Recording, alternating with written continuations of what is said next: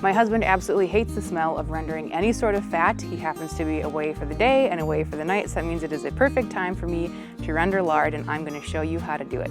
My name is Kelsey. I'm from roughandtumblefarmhouse.com, where every single week I share stories about farming, family food, and fortitude here on our 5-acre homestead in northern Minnesota.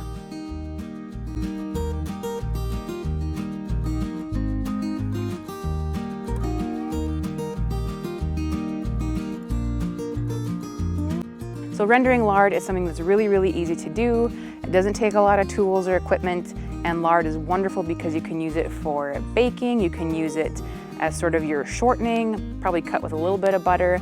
You can also use it for cooking and frying. It's a really great thing to have on hand in your kitchen. So when you get your lard back from the processor, it may come in just big bags like this.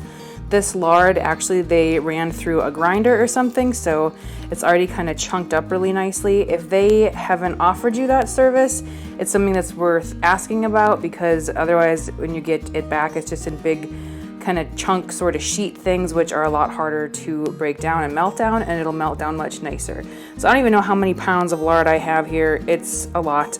You can see I actually ended up with some ground pork there, it looks like. When it comes time to thaw this, because this has just been sitting in our freezer, you definitely want to thaw it in a fridge, because the size of it is just so big, it will thaw unevenly unless you have it in the fridge. Then it's, even as it thaws, it's still not getting any warmer than the temperature of the fridge, so you're not going to end up with any like weird spoilage or anything funky. So it takes a couple days when you have big packs like this for it to thaw.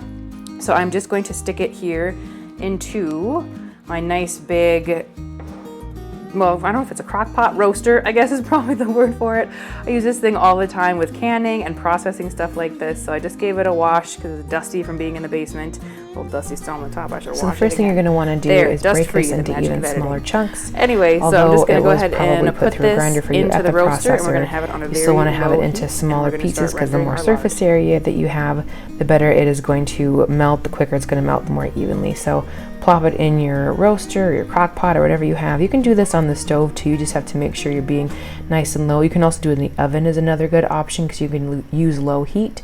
So start pulling it apart into small chunks.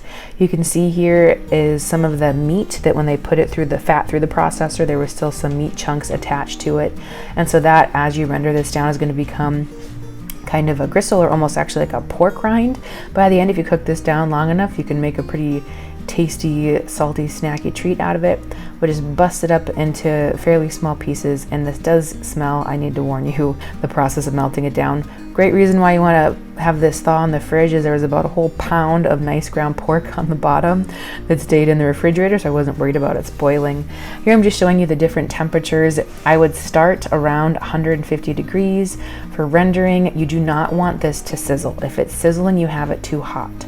So here you can see that it is starting to very slowly start to melt. And as it's melting, it's going to get a little bit glisteny, and then you can see on the bottom, I'll show you here where it's starting to pool up a little bit. Again, you can render it a lot faster, but if you do render it more quickly and you're basically cooking it, you're going to get more of a pork sort of a taste and smell to your rendered lard, which when you're making cookies and pastries, you might not necessarily want a pork sort of a flavor. So this, you're going to want to start it in the morning right away when you get up, and it might not be until like 9-10 o'clock at night before this is going to be fully rendered down. Here you can see where it's a little bit more gray. That's the part that's going to become that sort of pork rind texture. Make sure you're stirring it as it's starting to render. That'll help it to render more evenly as well. This is after a few hours. We're really starting to get down there. It's looking really good. Again, no sizzling, just nice and slow melting. So once it gets to this point where you have kind of a nice layer on top, as it's starting, other stuff starting to settle to the bottom, you can begin skimming it. And skimming, it's kind of the same process almost as skimming cream. You don't need any special tools for this. I just have an old funnel with some cheesecloth and a mason jar.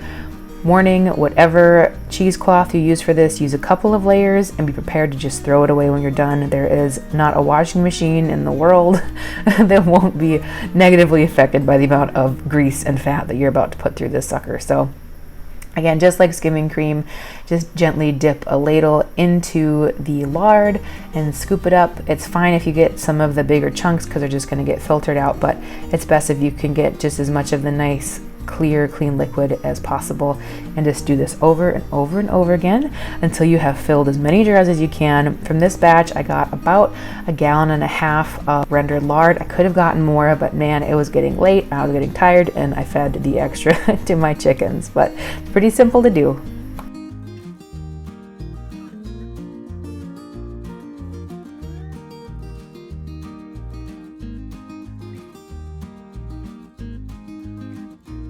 And that is how simple it is to render your own lard. This stuff, people say that it's shelf stable at room temperature. Personally, I think it's better if you keep it in a refrigerator or in a freezer. It's gonna last basically indefinitely. If you have a root cellar or something, that's another good place to keep it, but otherwise there is water that's in there even though you cooked it down for quite a long time, and it will eventually cause what basically is sort of a solid oil, the fat, it will cause it to go rancid. So I advise keeping it in the fridge, keeping it in the freezer, and you'll have this for years to come unless you use it all up for pies, cookies, pastries, soap making, you name it. Thanks so much for watching. You can always find us here every single week with new videos about farming, family food, and fortitude here at our Rough and Tumble Farmhouse.